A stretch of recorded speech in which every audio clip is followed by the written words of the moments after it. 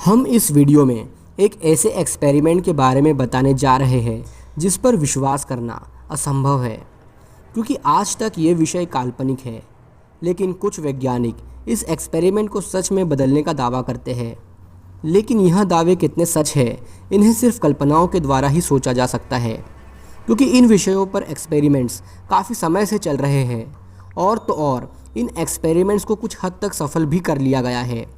लेकिन आज भी यह एक रहस्य का विषय है। तो हम इस वीडियो में एक ऐसे ही एक्सपेरिमेंट के बारे में बताने जा रहे हैं जिसका नाम है फिलाडेल्फिया एक्सपेरिमेंट। इस एक्सपेरिमेंट्स पर विश्वास करना आज भी उतना ही मुश्किल है जितना उस समय था। यह एक्सपेरिमेंट 28 अक्टूबर 1943 में अमेरिका द्वारा किया गया। यह एक्सपेरिमेंट करने का मकसद समुद्र में दुश्मन द्वारा बिछाए मैग्नेटिक माइंस और रडार से बचना था।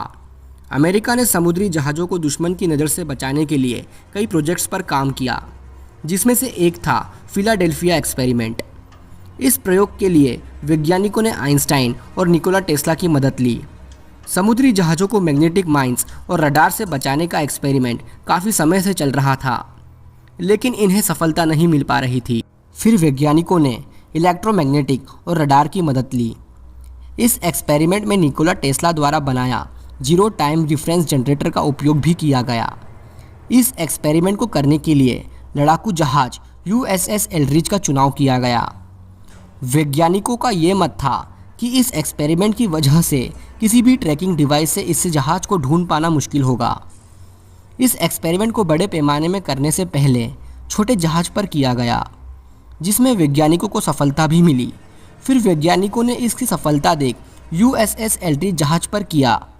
इस जहाज पर वैज्ञानिकों ने चारों तरफ कई हज़ार वोल्ट के इलेक्ट्रोमैग्नेटिक कॉइल्स लगा दिए और इस जहाज को पूरी तरह से एक्सपेरिमेंट करने लायक बना दिया गया। फिर धीरे धीरे जनरेटर की मदद से बिजली की वोल्टेज बढ़ाई जाने लगी।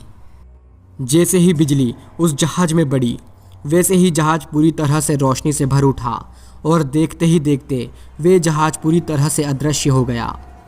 उस जहाज में करीब 150 लगभग क्रू मेंबर्स थे, जो कि जहाज के साथ ही गायब हो चुके थे। यह देख वहाँ कार्य कर रहे वैज्ञानिक भी हैरान थे। फिर कुछ देर बाद वह जहाज वर्जीनिया में देखा गया, लेकिन वे जहाज वहाँ से भी गायब हो चुका था। वैज्ञानिकों को समझ नहीं आ रहा था कि इस एक्सपेरिमेंट में क्या गड़बड़ हुई, क्योंकि यह एक्सपेरिमेंट छोटे जहाज पर कामयाब था। जैसे ही समय बीतता गया, फिर 24 घंटों के बाद जहाज दोबारा फिलाडेल्फिया डॉकयार्ड पर दिखा। इस जहाज के दिखते ही वैज्ञानिकों ने उस जहाज पर जाने का फैसला लिया। वैज्ञानिक कुछ क्रू मेंबर्स को साथ लेकर उस जहाज पर गए, लेकिन जब लोग उस जहाज पर पहुंचे तब नज़ारा दिल दहलाने वाला था। जहाज में मौजूद क्रू मेंबर्स मरे व बिखरे हुए थे। कुछ जहाज की दीवारों में फंसे हुए थे। उन्हें देखकर ऐसा लग रहा था कि उन्हें जहाज में चुनवा दिया गया हो। कुछ तो पागल हो चुके थे।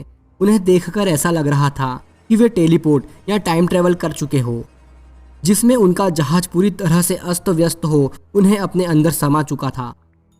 कुछ वैज्ञानिक तो यह दावा करते हैं कि इस एक्सपेरिमेंट ने एक पोर्ट ओपन कर दिया, जिसमें वे सारे क्रू मेंबर्स फंस चुके थे। किसी भी चीज़ को पूरी तरह से अदृश्य करना आज के समय में असंभव है। तो फिर यह जहाज कहाँ गायब हो गया था? यह आज तक एक रहस्य बना हुआ है। आपको क्या लगता है कि क्या सच में यह जहाज गायब हो टाइम ट्रैवल या टेलीपोर्ट कर चुका था, या फिर यह विषय सिर्फ एक कहानी मात्र है? कमेंट्स द्वारा बताएं और हमारे चैनल को सब्सक्राइब करें। धन्यवाद।